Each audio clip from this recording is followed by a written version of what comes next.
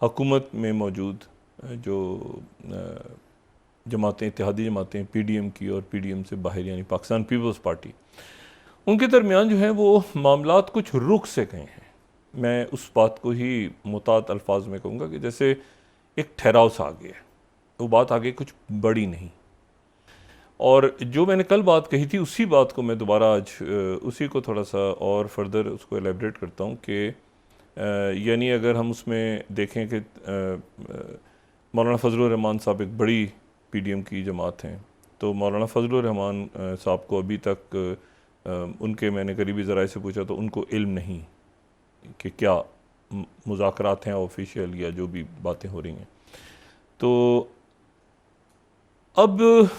जो जरदारी साहब की और मियां नवाशी साहब की गुफ्तगू है वो भी कोई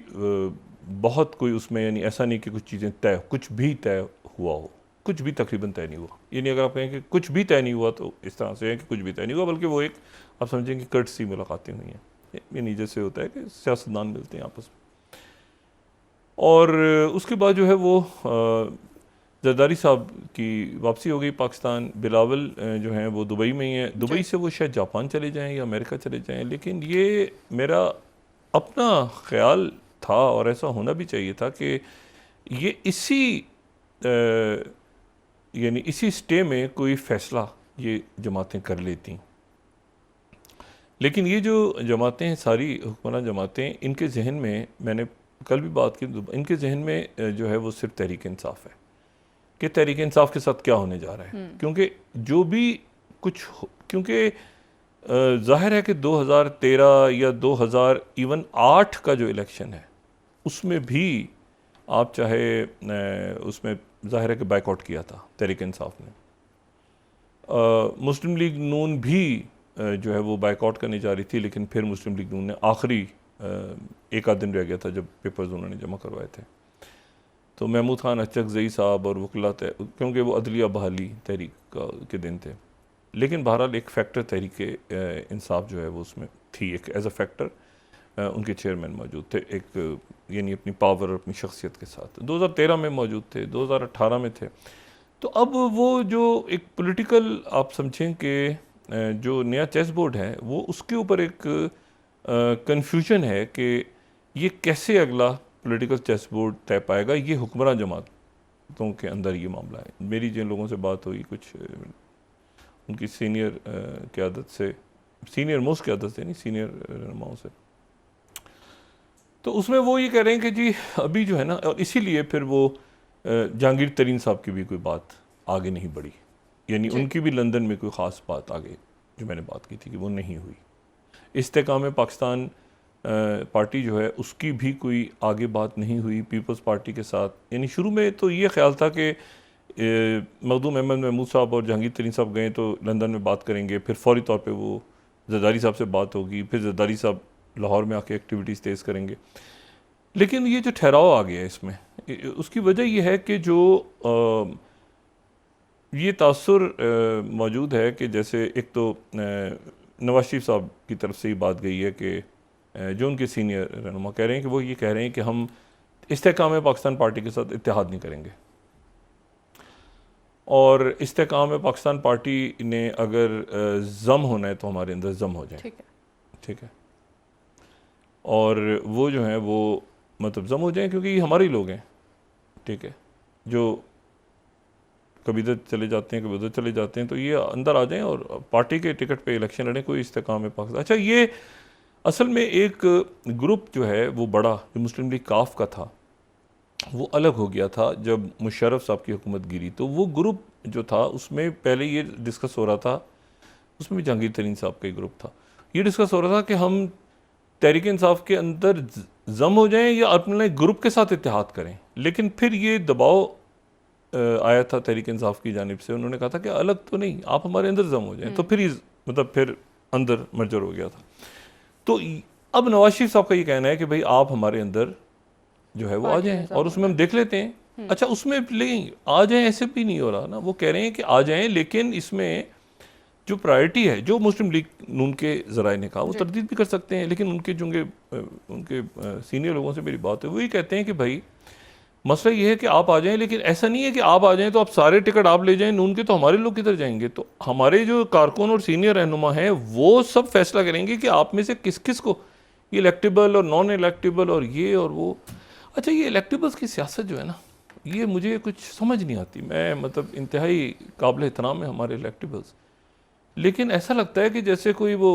बर्दा फरोश नहीं होता, जैसे वो बच्चे उठा के कोई हर इलेक्शन से पहले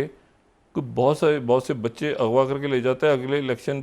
से तक वो एक जमात में रहते हैं, फिर वो इलेक्शन से पहले आ जाता है वो बच्चे कि ये बच्चे आ गए हैं, हम ये बेचने हैं। मतलब वो अजीब सा है ये, उसको किंग्स पार्टी कहते हैं, कभी कुछ कहते हैं, मतलब वो अजीब सी बात है। उधर से निकल के आ जाते हैं बहुत सारे, ठीक है ना, बच्चे ले लो बच्चे तो उसमें इलेक्टेबल बहुत सारे भरे होते हैं एक बोरी में। यकीन करें ऐसा लगता है कि वो कोई बर्दा फरोशी, तो बच्चे ले लो बच्चे, इलेक्टेबल ले लो इलेक्टेबल, इधर जाना इधर जाना इधर जाना इधर जाना। वो चाबी भरो, वो पीपल्स पार्टी चाबी भरो, वो मुस्लिम लीग नून चाबी भरो, तहरीक इंसाफ, अजीब सा है मामला। अच्छा, तो वो जो है ना वो इस पर राज़ी नहीं हो रहे, उनका एक प्रिंसिपल स्टांस है, वो कह रहे नहीं भाई ऐसे नहीं होगा, और उसकी वजह से एक ठहराव सा है। अब जब मुशावरत आगे नहीं बढ़ रही तो ज़ाहिर है शहबाज शरीफ साहब पाकिस्तान में उन्होंने ईद मनाई, आज आर्मी चीफ के साथ वो उन्होंने मुख्तलिफ पाक अफगान सरहद का दौरा भी किया, इसाक डार साहब भी साथ थे, बाकी जुमा भी साथ थे। लेकिन ये वहाँ तब जाएंगे जब ज़ाहिर है कि ईद के बाद अब वहाँ पर क्या एक्टिविटीज़ होती हैं। जरदारी साहब यकीनन दोबारा जाएंगे, और उससे पहले वो यहाँ मुशावरत करेंगे, और बाकी लोगों को भी अब जाना चाहिए, क्योंकि एक बात ये भी है ना कि पहले जो अच्छा प्लान, चूँकि जाहिर है कि वो पॉलिटिक्स में अब ऊपर नीचे हो रहा है, लेकिन पहले ये था कि शायद सऊदी अरेबिया, तो अब सऊदी अरेबिया उन्होंने अगर जाना है तो वो फिर अपना स्टे थोड़ा सा एक्सटेंड करेंगे। इस दौरान फिर इन लोगों को जाके कोई ना कोई चीज़ डिसाइड करनी है, और उसमें ये भी डिसाइड करना है कि उनकी वापसी कब होगी, क्योंकि अगर वो यहाँ से लंदन चले जाएं, यहाँ कोई फाइनल नहीं हो रही चीज़, तो एक हवा में रहेगी ना चीज़ कि मियाँ साहब आए दुबई से सऊदी अरेबिया वापस गए, और ये इत्तेहादी और शहबाज शरीफ साहब एक डेट अनाउंस करता कि एक माहौल बने ना मुल्क ने आगे किस तरफ जाना है, और उसके बाद जो है वो, लेकिन उनके जब्त के जहन में ये है कि यार ये जब हो रहा होगा तो वहाँ तो पब्लिक के जहन में तो ये हो रहा होगा कि उधर तो मुकदमे चल रहे हैं और उधर जो है वो सजाएं हो रही हैं और ये और फैसले आ रहे हैं और ये उधर सारा, तो वो इधर दिमाग होगा लोगों का, ये उधर होगा। ये वो चीज़ है जो अभी तक जिसकी वजह से गुम गुम है। और उस वक्त मतलब है कि अब मईशत भी एक जगह पे खड़ी हो गई जाके, मतलब वो भी ऐसा भी नहीं हुआ कि कोई बहुत बड़ा चक्का चौका लग जाए। देखें, बातें करना तो बड़ी आसान है, मैं किसी शख्स पे नहीं, अपनी कौम के ऊपर, कभी 100 अरब और 200 अरब डॉलर और कोई मसला ही नहीं है ये, और अटका हुआ है IMF। और आखिरी शर्त क्या है कि वो बरादर मुल्क पैसे नहीं दे रहे जहाँ बैठे हुए हैं, वो बरादर मुल्क पैसे नहीं दे रहे जहाँ हम बैठे हुए हैं। अजीब रौला है जो मतलब है कि ये इसके ऊपर अब क्या बात की जाए, लेकिन बहरहाल ये जो भी कुछ है ये अगले चंद दिनों में वाज़े हो जाएगा। और IMF के साथ मामलात आगे बढ़ना ज़रूरी है, और ये भी पता चलना ज़रूरी है कि ये मतलब इनकी शक्ल क्या होगी। अभी तक तो हुकूमत के अंदर जो मौजूद जमातें हैं उनका भी ये नहीं पता चल रहा कि उन्होंने अलग अलग इलेक्शन लड़ना है या एक साथ लड़ना है। MKM क्या करेगी, ANP क्या करेगी, मौलाना साहब की हिकमत अमली क्या होगी, ये कैसे होगा, वो कैसे होगा, तो राजा रियाज साहब क्या नाम देंगे, किसको तो क्या होगा आगे, मतलब आगे परवेज खटक साहब भी हैं, नहीं परवेज खटक साहब ने भी आना है, कहीं से सुन रहे हैं। लेकिन इशू ये है कि इसमें जो है वो ये रुक गया है ना सारा। अब वो किससे मुज़ाकरात करेंगे आपकी IMF, किससे क्या बात होगी, तो ये अब इसको चलाना ज़रूरी है कि एक मुल्क तो चले ना आगे, एक ठहराव सा आ गया है, सारा रुक गया है सब कुछ, क्योंकि सारा का सारा वो लगता है तहरीक इंसाफ की गिरदी घूम रहा था जी। तो उनकी सियासत रुकी तो इधर ये सब रुक गए कि अब समझ नहीं आ रहा अब क्या करना है। तो ये अपना तो कम से कम स्टार्ट करें ना, ताकि सियासत आगे बढ़े। अच्छा, एक तो ये बात होगी। दूसरी जो बात है वो ये है कि कुछ ऐसे, फिर मैं इसीलिए ये बात करता हूँ इवेंट्स की, कि इवेंट्स इतने तेज़ी के साथ हो रहे हैं बहुत सारे, और उनमें अगर हम ये बात ना करें, ये देखें ना, जनरल सुरोविकिन की कल हमने बात की थी कि जनरल सुरोविकिन जो हैं रशिया के, ये इनके साथ वैगनर ग्रुप के सरबराह ने डिस्कशन किया था और ये एरोस्पेस के लिए, और इनकी शायद आपस की गुफ्तगू बीच में उनकी एफएसबी ने, रशियन एफएसबी ने उनकी टैप कर ली थी या इंटरसेप्ट किए थे कुछ इलेक्ट्रॉनिक या जो भी, और या फिर सीआईए ने किया था, जो जाहिर है, और पूरी नेटो है, मतलब ये तो आजकल तो ये है ही सारा इसका दौर, इलेक्ट्रॉनिक वॉरफेयर और सारा। तो कहीं गुफ्तगू इनकी इंटरसेप्ट हुई, चाइना भी ज़ाहिर देख रहा होगा, बाकी मुल्क भी देख रहे होंगे। तो अब हुआ ये है कि एक तो ये इतलात आ रही हैं कि वो तो बेलारूस के अंदर जाके गायब हो गया, वैगनर ग्रुप का जो सरबराह है।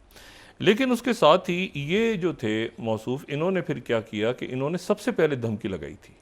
वैगनर ग्रुप के सरबराह को। ये वैगनर ग्रुप के सरबराह के दोस्त अच्छा भी थे, इसीलिए वैगनर ग्रुप के सरबराह जो हैं प्रिगोजिन, उन्होंने इनसे डिस्कस किया अपना प्लान, और इन्होंने फिर धमकी लगाई। धमकी लगाई तो उसको अंदाज़ा हो गया कि प्लान लीक हो गया है, धमकी लगाई और साथ ही बॉम्बिंग की। लेकिन उसके बावजूद ये साहब जो हैं, अब ये इनके बारे में ये कहा जा रहा है कि ये जो हैं ये गायब हैं, मतलब या गिरफ्तार हैं या ये अंडर अरेस्ट हैं, ठीक है। और ये अल जज़ीरा को कोट कर देते हैं कि रशिया होल्ड जनरल चजाई सोरोविकिन, ठीक है, ये रिपोर्ट्स हैं। अब कोर्ट इसलिए क्योंकि खबरें ऐसी हैं कि फिर वो आता है कि जी आपने इसका रेफरेंस किया है। अच्छा, अब इशू ये सारा कि ये जो है ये ना सिर्फ ये गायब हैं जी, बल्कि इनका जिससे फड्डा था, यानी वजीर दिफा तो मैं नज़र आ गए ना उस दिन, वजीर दिफा तो फ्रंट मोर्चों का दौरा करते नज़र आ गए, लेकिन चेयरमैन जॉइंट भी कहीं नहीं है। ठीक है। अच्छा, अब चूंकि चेयरमैन जॉइंट कहीं नज़र नहीं आ रहा है, तो इसलिए जो ग्रेजिमोव हैं, वो जिनका ग्रेजिमोव डॉक्ट्रिन है, ठीक है, जिसका इसका याद तो हाँ, तो रॉयटर्स खबर दे रहा है कि ये रशियन जर्नल्स किधर हैं, ग्रेमिजोव और सोरोविकिन, और ये रिबेलियन के बाद ये दोनों गायब हैं। इनका दोनों का फड्डा था आपस में, लेकिन उसमें इशू ये है कि इसमें एक शख्स जो है वो जाहिर है कि ज़िम्मेदार था, उससे क्या कोताही हुई, क्या उसको पता था, नहीं पता था, इल्म था, नहीं था, क्या था। विक्टर ज़ोलोतोव जो हैं वो, जो कि उनके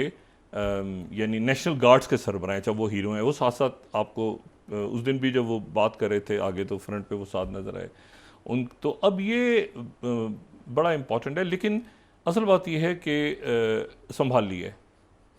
प्रेसिडेंट पुतिन ने, सारा संभाल लिया जी, ये सारी जो गड़बड़ फसाद दंगा फसाद संभाल लिया है, और वो कहते हैं ना बिजनेस एज यूजुअल, सब चल पड़ा है, ठीक है, सारा मतलब सारा काम सब सुकून चैन से आराम से। बाकी अभी क्या था, अब इसकी बड़ी सख्त, ज़ाहिर है रशियन सोवियत यूनियन फिर जब वो करते हैं सारा अपना हिसाब किताब, तो वो प्रॉपर इन्वेस्टिगेशन आगे पीछे दाएं बाएं वो सारा हो रहा है सिलसिला।